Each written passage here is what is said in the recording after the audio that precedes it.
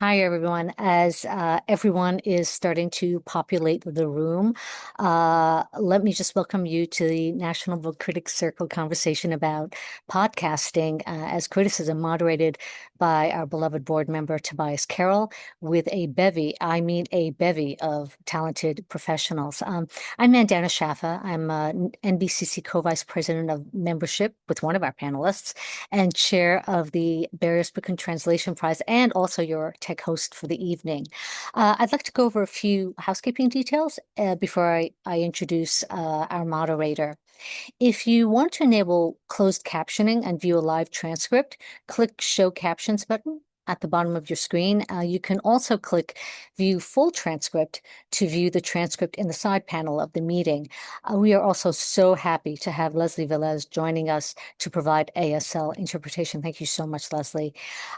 We will have time for questions and answers for our panelists. And if you have a question, please use the Ask a Question box at the bottom of your screen. Everything's at the bottom of your screen at any time so that we can bring it into the conversation during the Q&A. I will be monitoring questions, which actually sounds a little bit ominous the way I just said it. And I will also post relevant links about our panelists as they engage in conversation. So on to this show. Our moderator is my dear colleague, Tobias Carroll, who is the author of 5 books. He writes a monthly column that I love for Words Without Borders, and is a board member, obviously, of the National Book Critics Circle. His next book, a work of nonfiction about the film Kill List, will be published this fall. Shall we get going, Tobias? That sounds good to me. Thanks, Bandana, for technical know-how and keeping this whole thing running. And thanks to Leslie for interpretation. And yeah, so very quickly, this is sort of the second event in sort of an informal series that I've wanted to host, looking at the ways that technology is expanding the boundaries of how we can do criticism. Earlier this year, we held an event, which you can see on our YouTube archive, about the way that newsletters are playing a role in criticism, arts criticism in general, and specifically literary criticism. And with this, I would say some of the most interesting discussions I see about books these days are I'm not necessarily reading them, I am listening to them on podcasts, which can take different forms. And we have hosts of 5 excellent podcasts with us today. These are podcasts that include everything from interviews with authors to extended discussions of a single work to deep dives into a particular writer's work to discussions of sort of how a particular reading may have gone. And so I am going to let the hosts introduce themselves. And just to kind of begin, I would just like everyone to, if you can do a quick introduction of yourself and sort of how would you explain your podcast to someone who has never heard it before. And Oriana, you are directly below me on the little gallery view. So let's start Oh with you. no, some sirens happening immediately. Of course, perfect. So hopefully that's not too distracting. Sorry. I'm Oriana Schwindt. I am one of 3 co-hosts of By-the-Bywater, which is a podcast about the works of J.R.R. Tolkien, and it is a monthly podcast. We have been going since March 2019, which literally predates me meeting my husband. And we have not yet run out of material, even though we are just covering one writer. It's kind of funny. I feel like everyone here is an author. I am not. I don't have a creative writing degree. I was a journalism major, and I came up through magazine journalism and writing about the entertainment industry, and I'm now a screenwriter, producer, and now director. Uh, so, hey, lots of different avenues here. And Leah and Heather, would either or both of you like to talk about Limousine? Yeah, Okay, maybe we I can imagine. both. This is We can classic. Wait, tag team. Heather, you go first. I'm Heather Akumiah. I am a writer, and I co-host Limousine with Leah. I can just give a little bit of background, and then Leah, you can fill in wherever I've missed. But basically, Leah and I met in a writing workshop, and once the workshop was over, I kind of wanted to extend the life of the workshop that we had been in. So we started a reading series where we have New York-based writers read for a live audience, and then we wanted to extend that. So we started our podcast where we interview those writers, and then recently have started doing book clubs, and this summer reading Infinite Jest for our book club. So we do a few different literary things on the podcast. Yeah. Well, Heather covered basically everything, but I'm as always happens on the podcast, I'll start talking and then we'll probably find something to talk about. But my name's Leah. I'm also a novelist and fiction writer based in New York. And like Heather mentioned, we met in a workshop, and the reading series came first as a way to kind of continue that community. But as we started the podcast, we kind of called it just a podcast for readers and writers, because a big part of it is checking in about our own weeks as writers, our own like lives as writers, and then with everyone that we interview, how they make a life as a writer, just because there are so many different ways of doing that. And so a huge part of our community is aspiring writers or established writers who listen in and share updates. You know, it's been really fun to grow since I think March 2023. No, 2024. Does that sound right? 3. I think 3. Is it 3? Oh my gosh. Well, we're almost, yeah, you're right. We're almost 3. We are 3. We're some number of years old. And yeah, it's just the most fun thing ever. Charlotte, can you provide an introduction to Reading Writers? Yes, so I am a writer, and I co-host Reading Writers with my friend Joe Livingstone, who is a critic and a writer and a teacher. And Reading Writers, I was at a party once and I was telling someone about it who had asked, and I said, yeah, the title's really stupid, but we picked it because like we're writers and we're reading writers. And she was like, yeah, I get it. And I was like, I think about that all the time. Explaining the podcast title to her, for being like, I think I'm good. But we basically just started it because I had this flight of fancy. It was almost like, what if an audience of strangers wanted to listen to me talk about my dreams? But instead of dreams, it was books I was reading and not remembering very accurately. And, when you read a book that really kind of seizes you, maybe you don't like it, maybe you do like it, but a book that really consumes you, and you do become like someone who insists on talking about your dreams. Everyone you come across, you're sort of like, you need to read this book, in my experience anyway. And like my reading patterns are never in sync with anyone else. I'm always just kind of reading whatever random book I bought 5 years ago and have moved multiple times with, and one day I just see it and I'm like, yep, it's your day. And so this is kind of a way to talk about books completely outside of publicity cycles, which is really funny because we get a lot of publicists emailing us and saying like, you should have my writer on your show to talk about their book. I'm like, that is not what the show is like at all. It's Joe and I talking about what we've been reading recently for like 20 to 30 minutes usually. And then a writer comes on and we just ask them to talk about some book they want to talk about. And I know it's a lot of pressure on the writers because they kind of feel like they have to pick a book that symbolizes this book is like their sign to the world of their taste or their influences or whatever. It's a lot of pressure on them. But for us, I've talked about the Twilight series and like the Bridges of Madison County, and I've talked about a lot of books that are not good because that's your, I guess, prerogative as a host. But yeah, it's a lot of fun. And I was realizing when I was listening to Leah and Heather, when did Reading Writers start? I think 2023.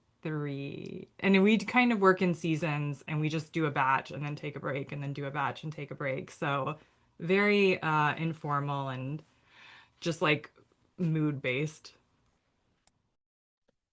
I will say one of your recent episodes where you interviewed Nicholas Russell, I feel like he did the thing that I would almost certainly do if asked to sort of name one book where he kind of brought in like he was recommending like three different books. And I was like, yes, I totally can relate to this. Brad, I feel like you are probably the host of sort of the longest running podcast on this panel. So could you give a sort of an overview of other people, which and kind of talk a little bit about that? Yeah, well, I just want to echo that the name of my podcast is also sort of nonsensical. When I started out, I had no anticipation that it would last this long. I thought it was going to be like a month-long experiment. So when I named it, I put almost no thought into it. I was just like, it's going to be Other People with Brad Listi, and then that just stuck. And then it turned out that there was a band called Other People. So I had to change it to Other PPL. It's like this long, convoluted story. There's nothing literary about it. Some people come up to me sometimes and they're like, is that a reference to Jean-Paul Sartre in that line, that hell is other people? And I'm like, yes, it is. I'm happy to claim that. But really, it just started kind of on a lark. And now the show is about to turn 15. And I have been doing long form interviews with authors, including debut authors, including mid-list authors, including some of the more well-known and acclaimed authors working, and done more than 1,000 of them at this point. And I can't stop. I think everybody here would probably agree that it's a lot of fun to do these, and that's why so many people do them.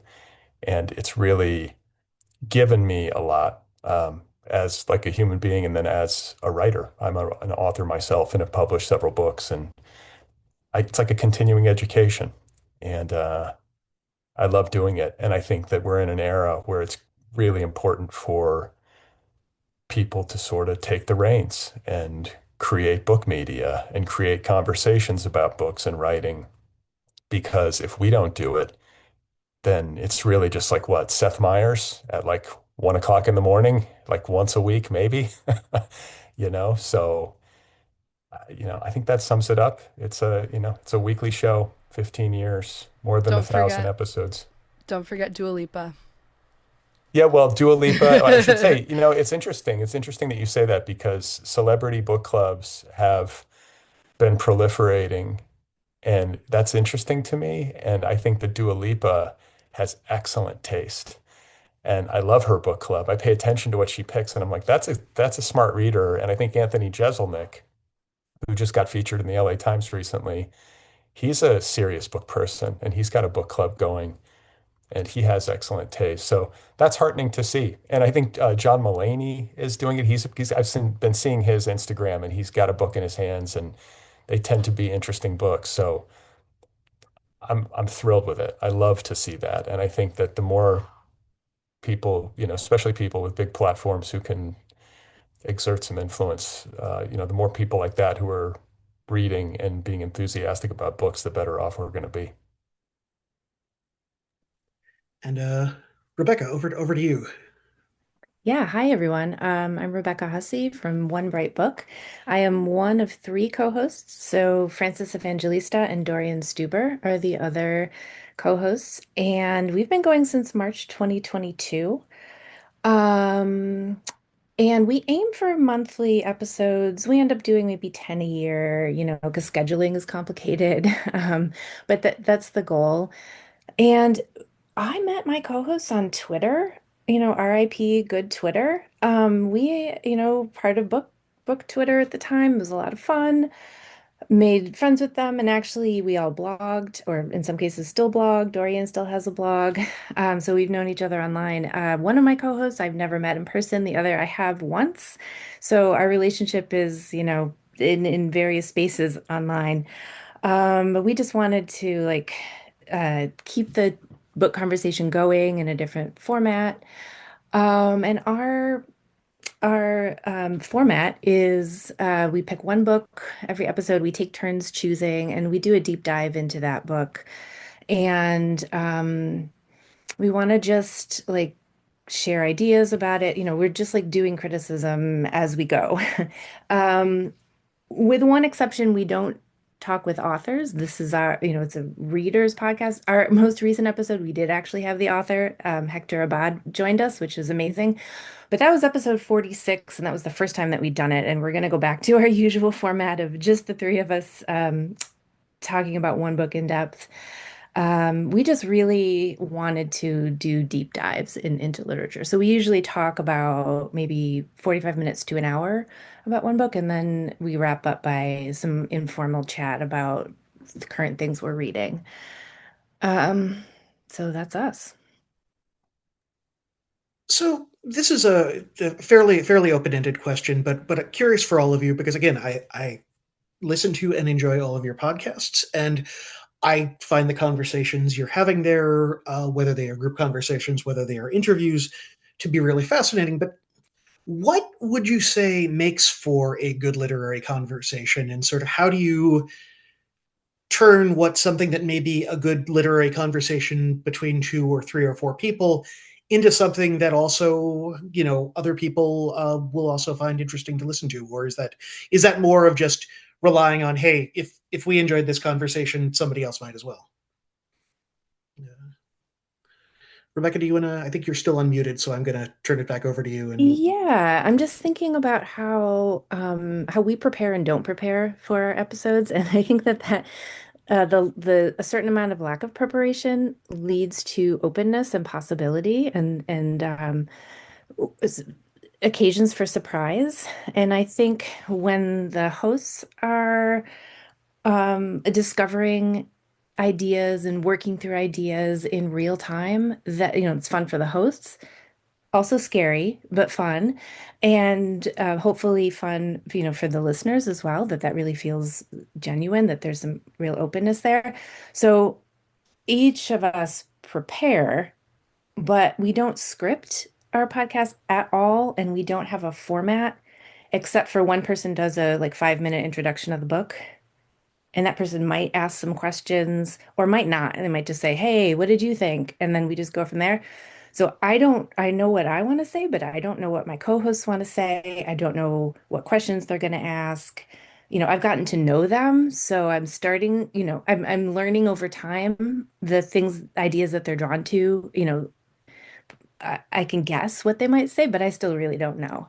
So for me, it's about openness and spontaneity, uncertainty. And I think that is something that podcasts can do that written criticism can't in quite the same way. Yeah, I was sorry. Should we be using the raising our hand function, or just unmuting when we're ready? I would think, kind of okay. open-ended. Okay. Well, I was just going to say, very much in the same vein as what you were saying, Rebecca, is honesty, I think, really helps. And I think, again, that is something that's so unique to a podcast, because, even though we do a video version, we also do a non-video version. So there's a little bit of a cloak, you feel a little bit of a sense of privacy that gives you room to say, I think, what you honestly feel.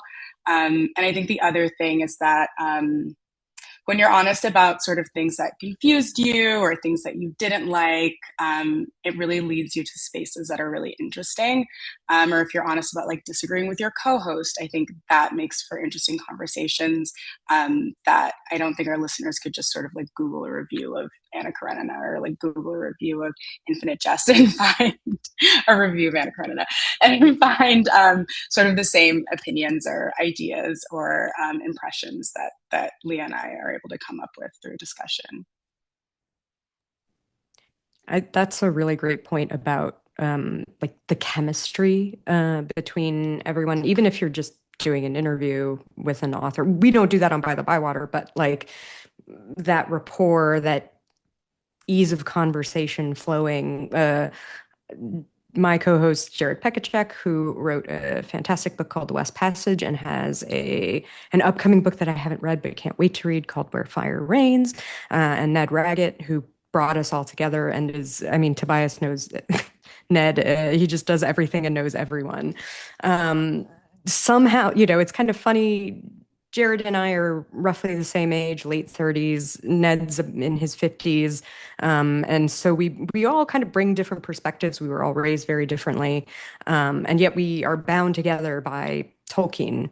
And in a way that is very critical, not just in the we're delving into the themes, but, we did a whole episode talking about the orcs and all of the racism in the orc descriptions, but also this weird spiritual problem that Tolkien set for himself that led to a really lively conversation that years later I would like to revisit, honestly. And it's because of the strength of the bonds between us. Even though they're on the West Coast, I'm in New York, we rarely meet up, but it just kind of works. And I think people like that.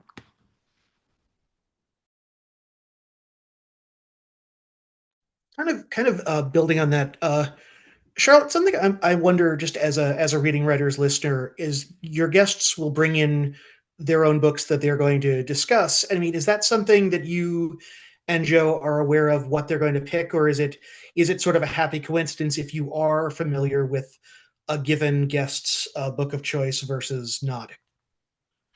If you listen, you probably know then that I've never read what the guest wants to talk about, and Joe always has or says they have.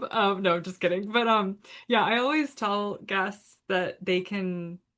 I always say we don't have to know. If you want to tell us, you can tell us, but we don't have to know. And also, you can change your mind last minute, because I mean, I have not figured it out. Maybe if I did this full time or something, I don't know. I really haven't figured out how to know in advance who makes a quote unquote good podcast guest, because we've had people we love very much, good friends, and we've had people we've never talked to before, and we've writers everyone we obviously respect, and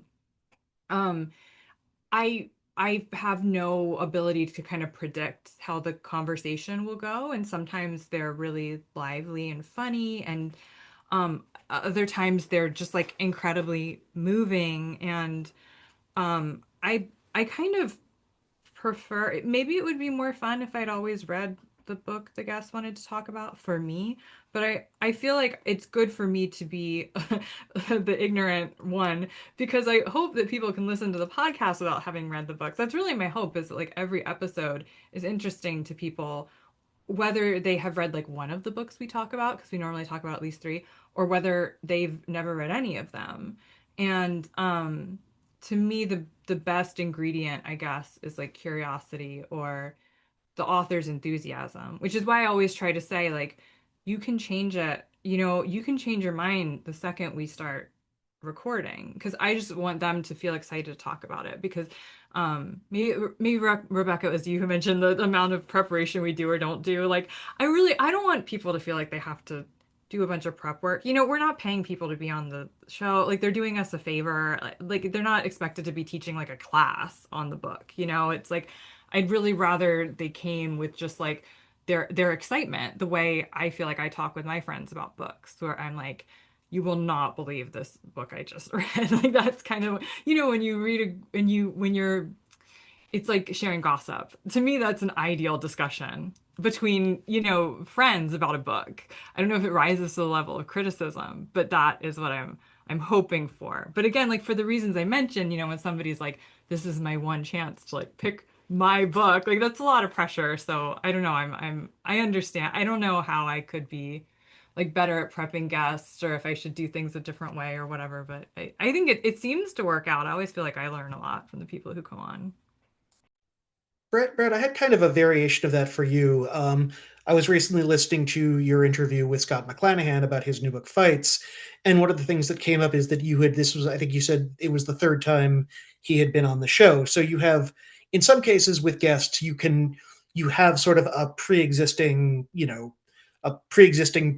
an existing body of work with them that you can kind of refer back to, and there's sort of it's more part of an ongoing conversation as opposed to just an existing one. And what is it like to kind of cultivate that and have that to kind of draw from, not just a writer's bibliography, but also perhaps previous conversations you've had?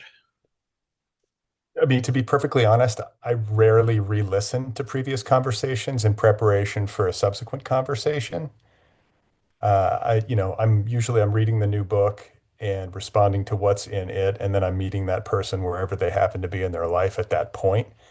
And I think the fun of that particular circumstance is just building a little mini library of conversations with somebody that reflect the arc of their career and their life. Like the Scott McClanahan I first spoke with, however many years ago it was, probably 10, 12 years ago, is a much different man than the one I just talked to, what is it, about a month ago. So, you know, I, I think that's really what it is. It's hard for me to go back and listen to the archive. I think it's hard in general for human beings to listen to themselves on tape. I do way too much of it. I think probably all of us do too much of it.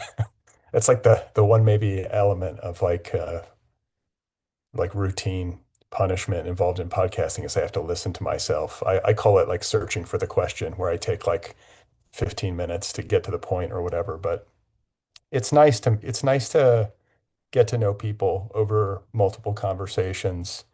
And, one of the happiest parts of the whole experience has been actually getting to know these people like off the air as well. Like Scott's become a pal. I just saw him here in Los Angeles last week, and it's not artificial. You feel like you get to know somebody through these conversations. They're really meaningful and they're long. I mean, how often do we sit down and have hour or hour and a half long conversations uninterrupted by our phones with another adult human? For me, it typically only happens on the show, which is, I think, a big part of the reason why I keep doing it. It feels like it's kind of like necessary exercise for the brain. And it's just a really deep way to connect and to learn from somebody. One question again for the whole group, and this is, I guess, getting into a somewhat more practical nuts and bolts subject, but how do you go about sort of promoting, getting the word out about your podcast? I mean, I know Limousine, there's also a reading series component to it. Oriana, you are a filmmaker. Charlotte, you have several books out.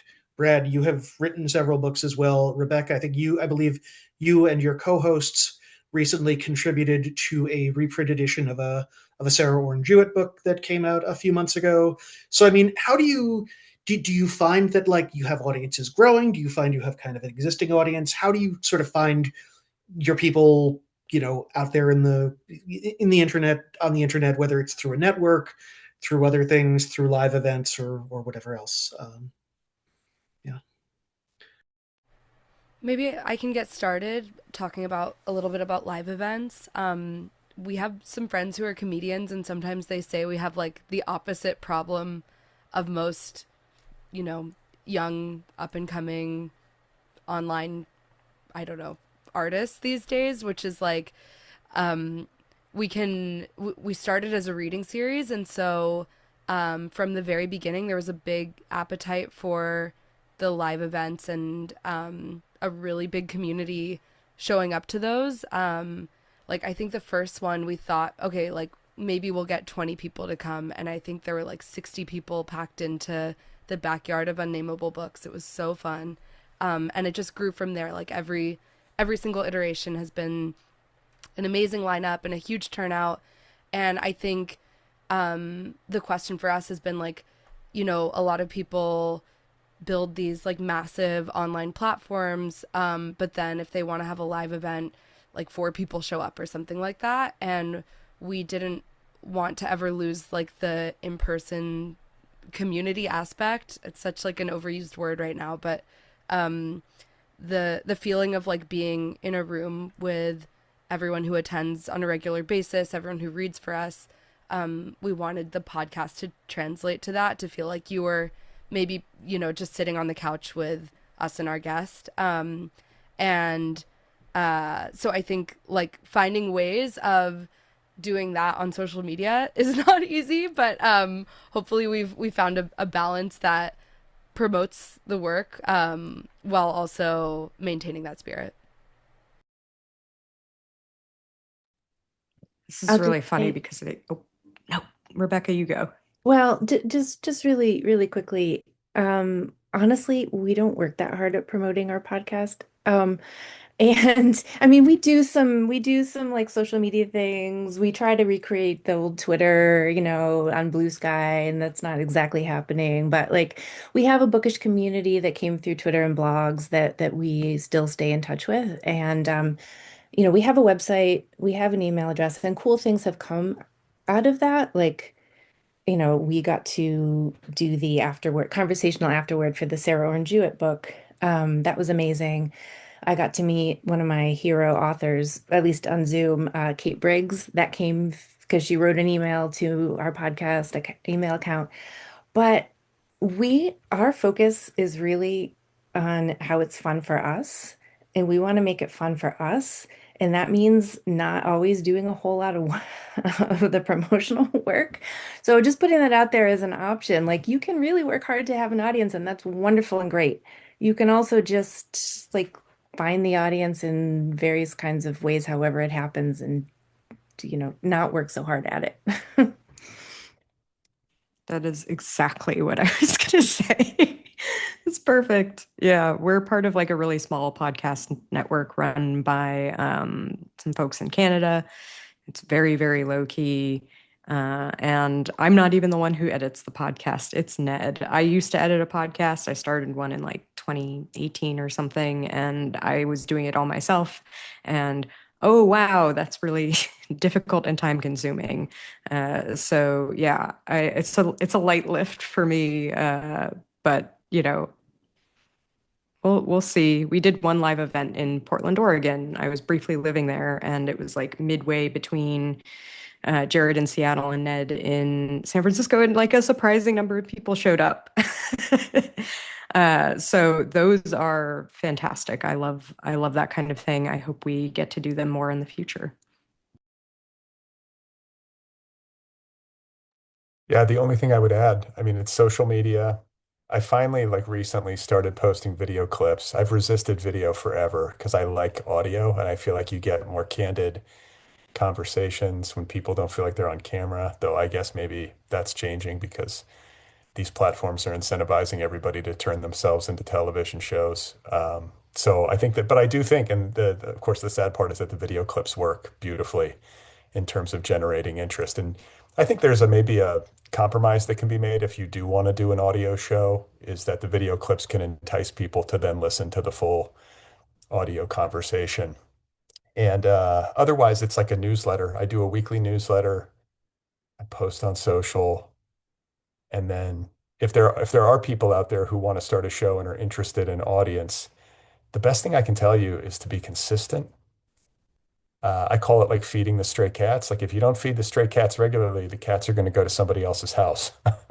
So, I've been posting weekly episodes since 2011, and you just got to kind of stick with it and make sure people know that they can rely on your show and that it's going to be there.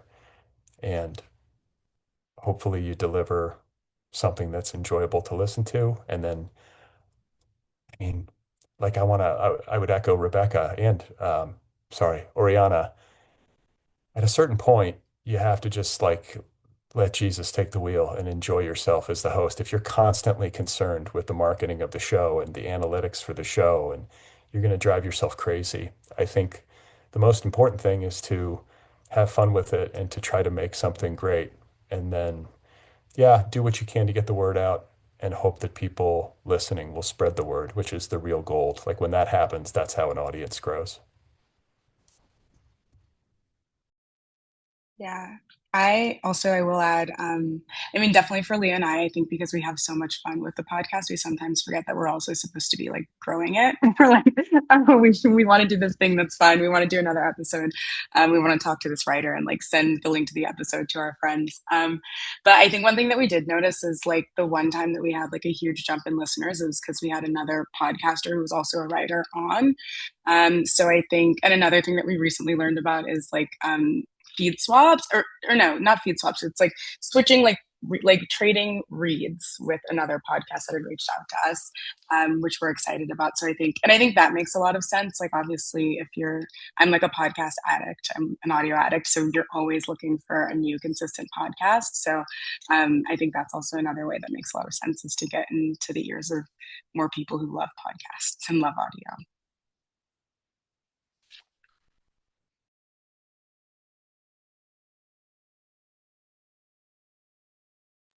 We have a question from the audience, and we'll have a little bit of time for audience Q&A at the end as well. But this kind of seems to be a good time for it, which was one of our audience members who is new to podcasting was asking about whether you edit your podcast yourselves, whether you work with an outside editor. I will say, as someone who has kind of taught myself kind of how to passively edit a podcast, but isn't terribly good at it.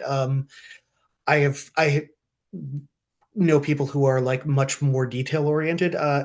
To what extent are you using professional software? Are you using freely available software? Are you turning it over to someone else entirely? Any tips, tricks, recommendations? I mean, I can jump in. I do everything. So I host the show, I book the show, I edit the show, and it used to be a lot more unsophisticated in the first, however many years of the podcast. And like I think podcasting in general was more of a Wild West in like the 2011 to say 2016 range. And then it got more sophisticated. I got more sophisticated. The tools that you have to record and edit got more sophisticated. But I would tell people that you don't need anything beyond GarageBand to edit a conversational podcast. What's the Audacity? There's all sorts of like different options out there. But if you know Pro Tools, like for some reason you have training in Pro Tools, great, like knock yourself out. But if you're out there thinking like, well, I got to learn how to use Pro Tools in order to edit a podcast, it's sort of like being like, I need to get a Formula One car to drive to the grocery store. It's like way too much software for something as basic as editing an audio conversation. If I can learn how to edit audio, anyone can. I'm not a tech person by nature, and this sort of stuff is usually beyond my grasp, but I have learned it. And what I would say is that editing matters more than I realized for like the first several years of my show. Cutting out ums and ahs and dead air and editing for content and editing myself when I'm searching for the question and that kind of stuff. That has been happening for the past several years. It's made a huge difference. And I'm kind of sad that I didn't do it earlier on, but you live and you learn. And then mixing also matters. Getting better at audio mixing and making sure that the levels for your show are good so that there's not a huge disparity between the vocals for the show and like the ad spots that might run in the middle of the show. I'm sure we've probably had the experience of listening to a podcast where the vocals are kind of down low, and so you turn the volume way up and then it gets to a commercial and it kind of blows your eardrums out. So it's those kinds of things that make, I think, a huge difference in the aggregate for people listening, and they're more likely to return to your show it's just like a subconscious thing. It feels more professional. It's more of a pleasure to listen to. It's not frustrating to listen to if you're on the subway and you're having to kind of yo-yo the volume to sort of keep up with the different levels, fluctuations, and so on and so forth. But it is time consuming. It's like there's labor involved in editing a show. Like if it's an hour-long conversation, depending on how many ums the guest says or I say, I mean, it can be a 2 or 3 hour edit. I think the record for ums in an episode is somewhere like over 400 or 500. But when you cut them all out, it makes you sound like you know what you're talking about. I swear to God, I had no idea, but this is what they do on NPR. And I read some book about NPR audio production, and I tried it, and lo and behold. So I would recommend that to somebody if they really want to produce a high quality show and to be kind to their guests. I think guests very much appreciate it when you have them on and you make them sound good. So I think that answers it.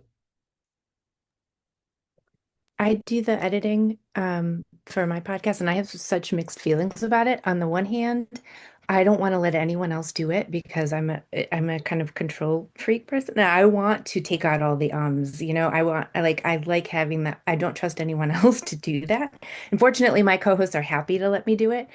But on the other hand, it is a lot of work, and it actually, at least for me, is sometimes uncomfortable listening to myself. I get tired of, listening to myself talking, but I like the process. I like cleaning things up. I use GarageBand. I learned about GarageBand from another podcaster. I think that's quite common. One podcaster will tell another some, tricks and tips and GarageBand, and then watch a few YouTube videos and you understand the basics, you know? So I'm not a particularly technical person, no training in how to do this. So I learned how to do it. I agree with what Brad said. You can learn how to do it. And there are ways of getting better and better at it, but it is definitely doable. I We had Oh, I'll really quickly just plug two things because we also edit everything ourselves and go back and forth on who's doing what and it can be really painstaking, but two things that have made it so much easier are Descript. um I would really recommend it to anyone who's just trying it out for the first time. You can edit by transcript and that's been amazing. um and then uh, there's, if you live in New York or anywhere close by, there's a place called Brick, and um, it's BRIC. It's like a free resource, and if you get trained, you can use the equipment there, and that also was a really nice space to, up our game a little. Um, I wanted to shift over, just mindful of the time right now, a little bit to talk a little bit just about the books that you end up talking about on your podcast. I know, um, Charlotte, you were talking a little earlier about the books that you're discussing that you've been reading recently that may come up on Reading Writers. I know, um, Rebecca and Oriana, you and your co-hosts sort of take turns, I believe, selecting a given topic. Um, Brad, you have individual guests, and Limousine, you have on Limousine, you have individual guests as well. But it's sort of, what is the process like as far as just selecting? You know, clearly you're not necessarily talking about every book that you have read, whether it's a new book or an old book. Um, how do you what is it about something? Is it just that it provokes some sort of a reaction, or is it deeper than that?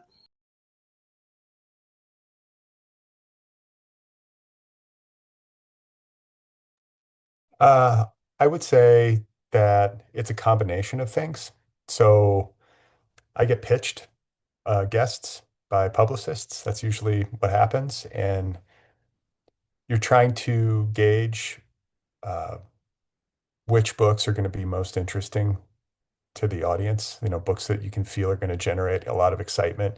You get sort of attuned to books that have a lot of enthusiasm around them in-house.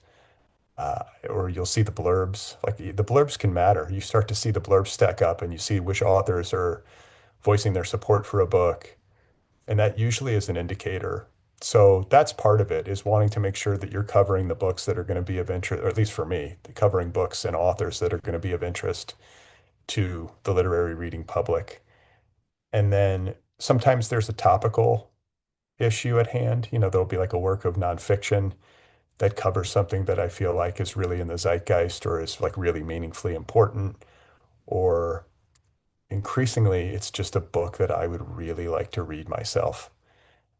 That's kind of like my favorite thing to do, just because if you're doing a show like mine, where you're on a weekly basis covering new books that are coming out in contemporary fiction and nonfiction, it's impossible to sort of read only books that are sort of written for you, quote unquote. So often I'm kind of reading outside of my zone, which is good for me, and sometimes it can lead to surprising results. But I think that the conversations tend to be really good when I'm super engaged. Um, but if I only covered books and authors that I was super interested in, I don't know if I would be serving my audience the best. Like, do you see the tension? Like, I'm just trying to kind of bridge that divide and do a little of everything. And I think those are the big three pieces of it in combination.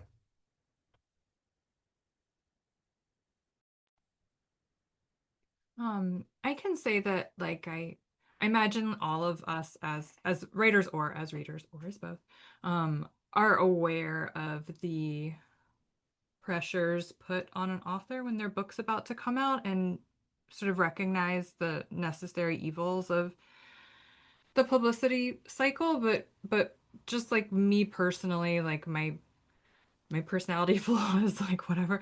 I feel like a tremendous resistance to that as a reader and as a writer. Like I find it really off-putting actually when a book is getting a lot of buzz. I don't feel left out. I feel like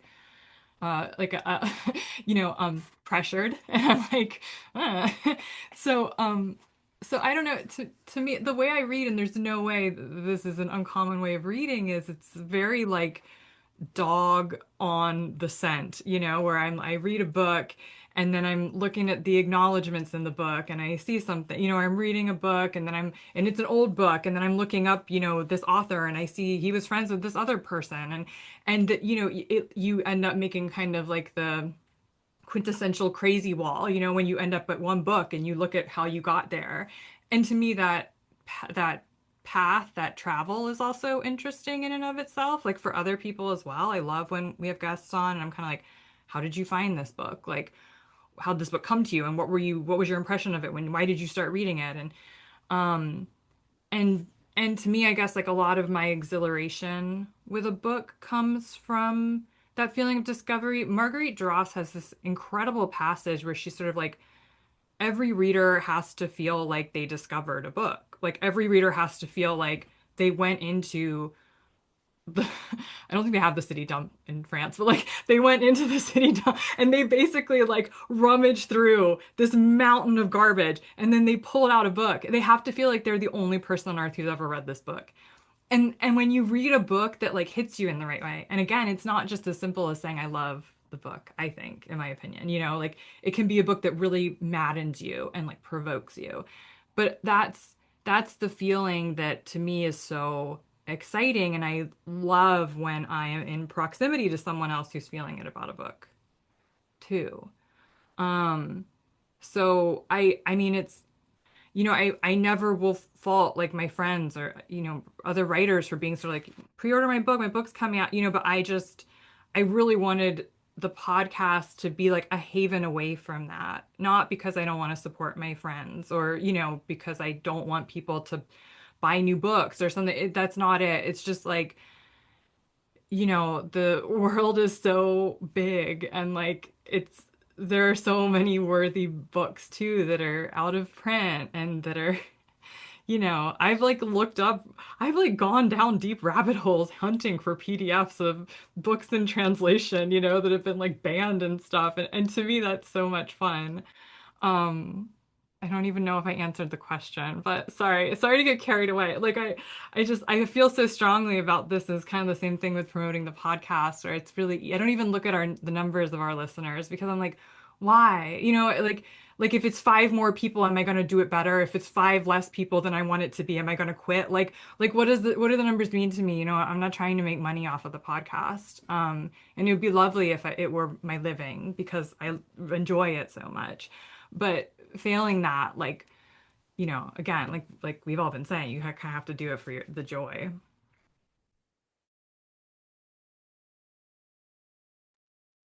Our tagline is something like three friends reading all the books, one book at a time. So we don't operate on the principle of like exclusion. It's we're going to get to all of them. It's just going to take some time. But we cover old books, new books. We've done 19th century novels, we've done brand new releases. I think we've even done books that have like haven't come out yet, maybe, all kinds of things. And it really depends on what would make a good conversation. What do we want to talk about? What do our listeners want to hear about? But and then also variety. We want to cover nonfiction and fiction and poetry, and we've done a graphic novel, and so we just live in this world where like we are going to read everything eventually. We're just taking our time, but we will get there. Say for Limo, we have sort of two tracks. So we have like interviewing the writers who have read for us, who don't always have books. Something that was important for us is to have writers who are at like so many different stages of their careers, like from super established, like big names to people who are sort of just like, I'm freelancing and I'm figuring it out. But for our summer book club, we've wanted to pick big books, and we've wanted to pick books that people might be intimidated by, and sort of just kind of try to demystify those books or make them less intimidating to our listeners.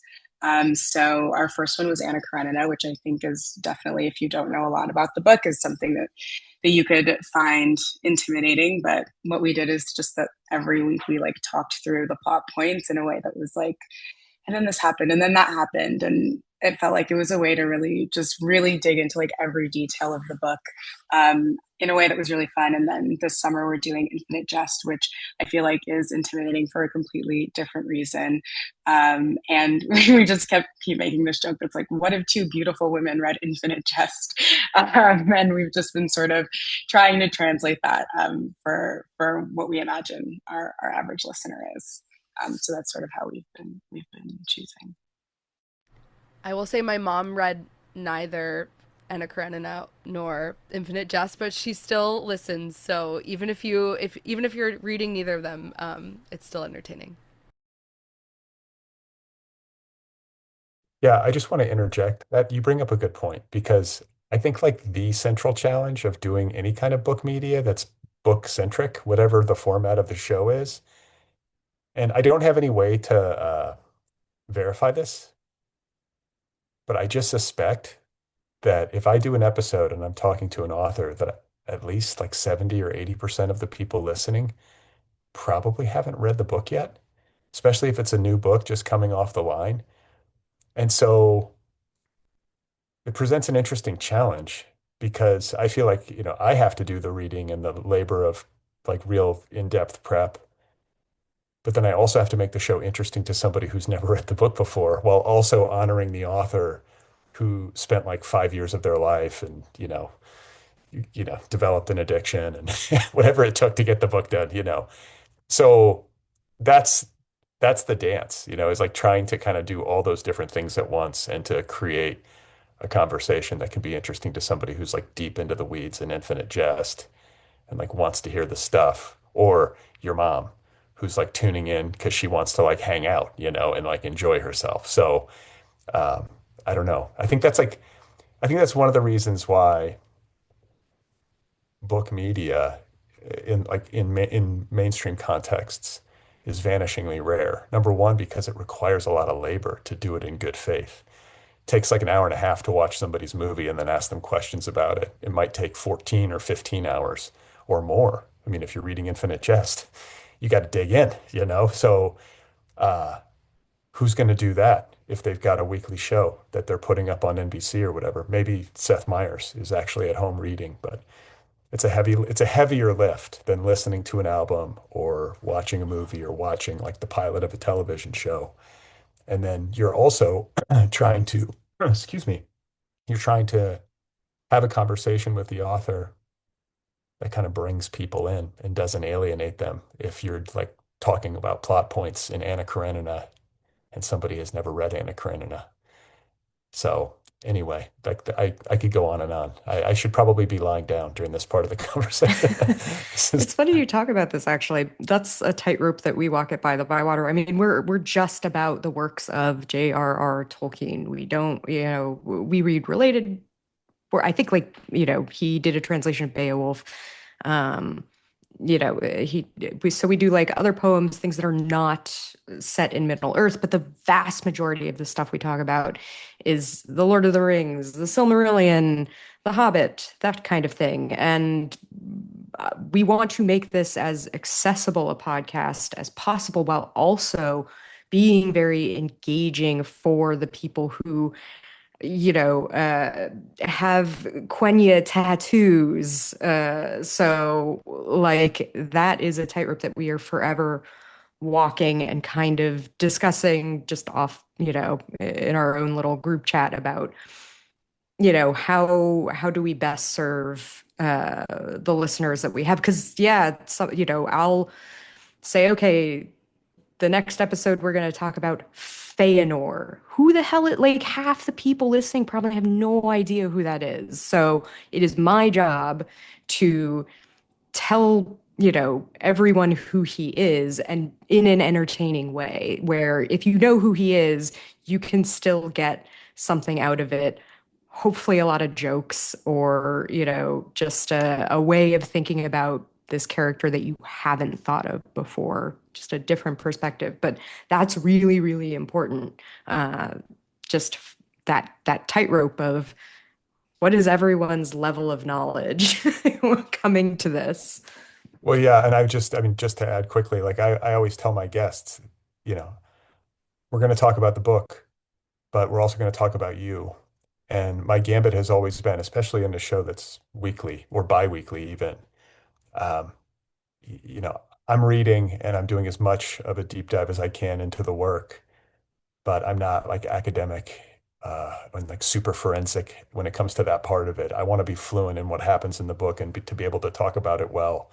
But I also think it's important that the author's personality, some of their life story, gets folded into the conversation as well. And I've always said that if the listener at home feels like a personal connection to you and to whatever bit of your life story you're sharing, they're just as likely to buy the book than they would be if, like, we're talking about a bit from the plot that feels particularly fascinating or relevant to the listener's experience. Do you know what I'm saying? So I don't know. That's a big part of it, especially when you're doing a show that is happening often, and you're kind of talking to a regular audience, hopefully a regular audience on a really regular basis, is you want it to feel personal, and I think people listen to feel some sense of connection and to assuage a little bit of that loneliness. It's like kind of keeps you company to listen to a show. Keeps me company when I listen to a show. So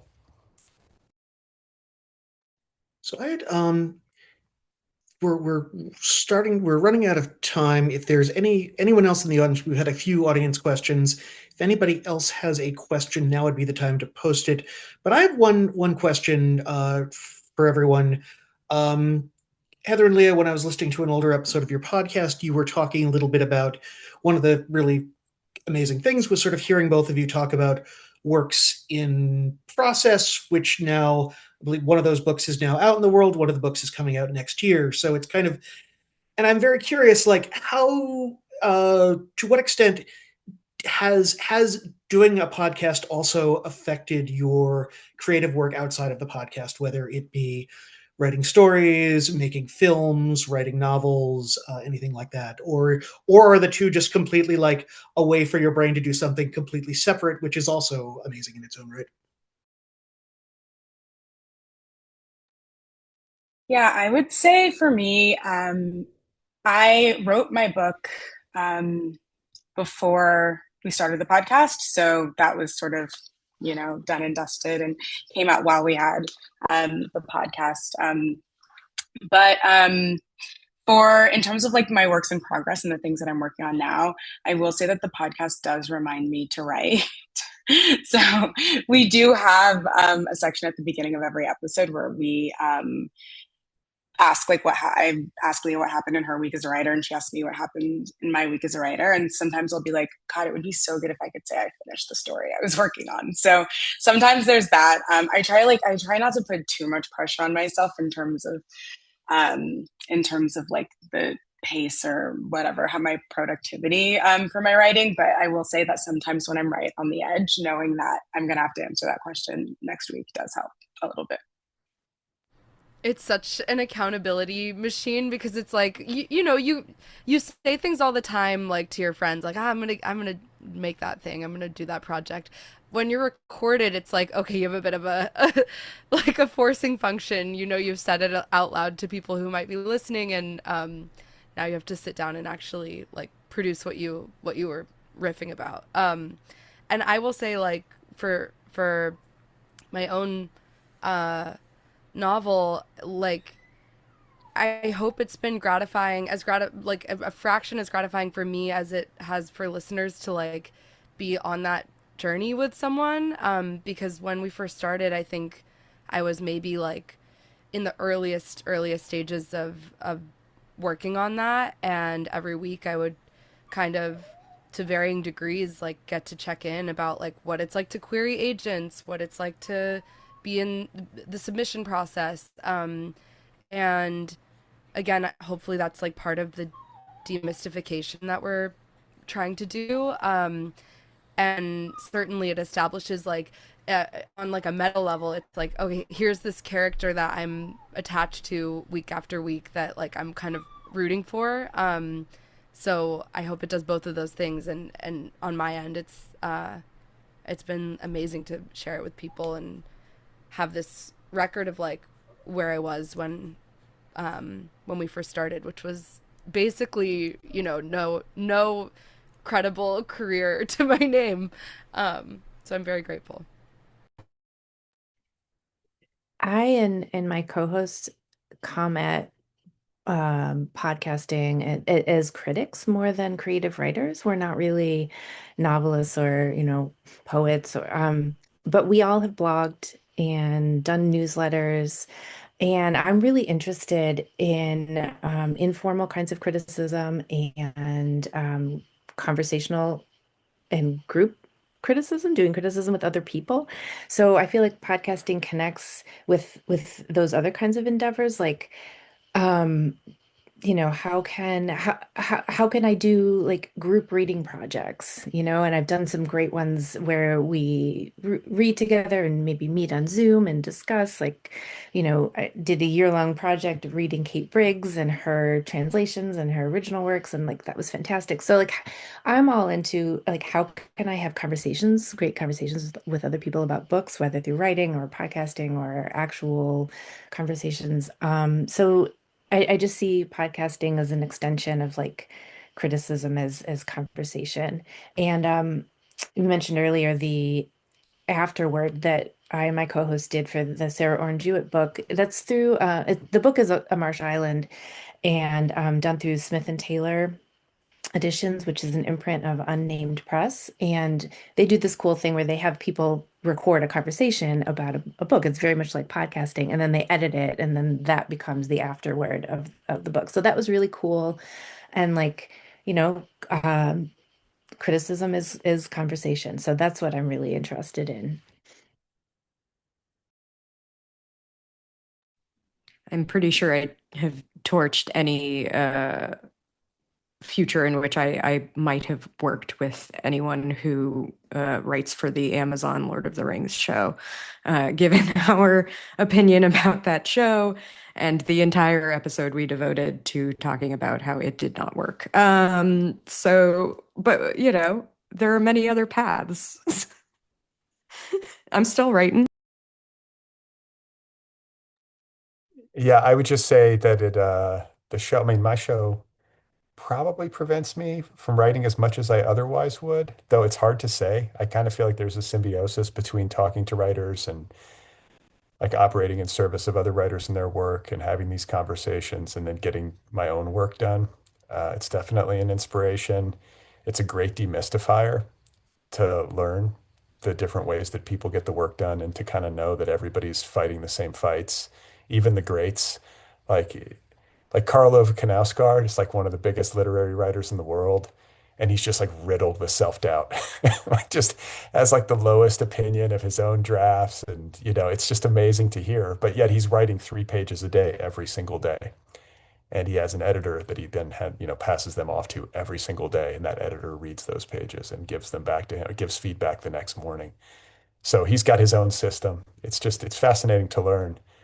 And I don't know. I think it's just the way that I'm wired. I don't know if I could write without this, and I don't think I would do this if I wasn't writing. Like they go together for me. So we have one more audience question, and this seems like perhaps a good place to wrap things up. Um, just sort of talking about I'm trying to summarize here the idea of podcasts as criticism, or is do you consider a podcast to be criticism? Do you think we need to expand the type of what we consider criticism? And sort of, if not, what is sort of the relationship between podcasting and criticism in your mind?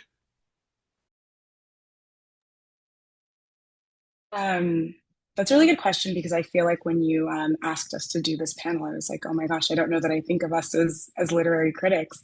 But it's interesting because I guess ultimately that is what we do. Like when you share your opinions on something, that is criticism.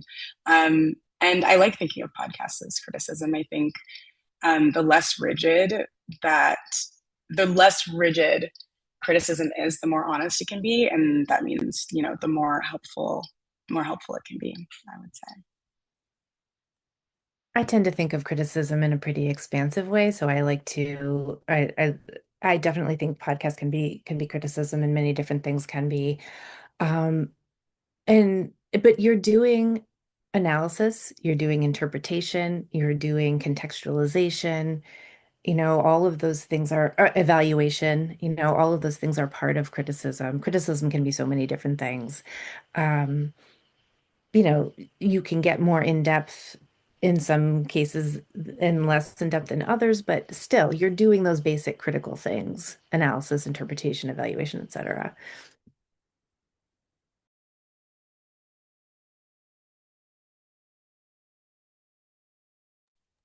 I would just add, Tobias, I was listening to Rebecca and I was like, maybe, they sometimes say journalism is the first draft of history. Like maybe podcasts are the first draft of criticism in some way, because you're working things out in real time. Everything's really fresh. Uh, Usually for me, it's like I've done the reading, I've jotted down some notes, but I'm not coming in super freighted with like a rigid stack of questions or some kind of outline or something. It's much looser than that. And then the other thing that I would add is that curation, I think, is a part of it. So the books and the authors that you're picking carry with them an inherent like critical element. And I think like in total, like whatever library of episodes that you put together like has within it your um, like critical perspectives are like embedded in there. Yeah, if I want to talk about how Peter Thiel and Silicon Valley are catastrophically wrong about the works of Tolkien, an audio medium, like a conversation with two other smart, interesting people, is a really great way to do that. And it's immemorialized, for now on the internet, and you can just refer people back to it, and they can just listen to a fun conversation, or fun-ish. And meeting people where they're at is really, really important, which is why this is a great medium in which to give people the criticism they really thirst for, I think. I feel like that's probably a good place to wrap things up. Thank you to all of the panelists, Oriana, Heather, Leah, Brad, Rebecca, and Charlotte. Thank you to Leslie for interpreting. Thanks to the NBCC for letting us do this. Thank you all for tuning in for this conversation. Everyone's podcasts are amazing. You should listen to them. You will discover so many great books and great conversations about books. Thank you all very much, and have a great night.